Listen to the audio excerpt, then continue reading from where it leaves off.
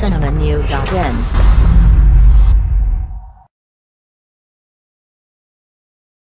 நடிகை சுஜா வருணி சமீபத்தில் வெளியான குற்றம் 23, கிடாரி மற்றும் பல படங்களில் நடித்தவர். இவர் தற்போது வீரா கத்தியுடன் இயக்குனர் மீது தனது கருத்தை பதிவிட்டுள்ளார். நடிப்பவர்கள் தன்னுடைய காட்சிக்காக மிகவும் முயற்சி எடுத்து நடித்து வருகிறார்கள். ஆனால் இயக்குநர்கள் படத்தின் நேரம் காரணம் காட்டி சில காட்சிகளை நீக்கிவிடுகிறார்கள். நடித்தவர்களிடம் எதுவும் கேட்பதில்லை. இது மிகவும் வருத்தம் அளிக்கிறது. அந்த காட்சி தேவையில்லை என்றால் முன்கூட்டியே அதை விட்டுவிட வேண்டியதுதானே?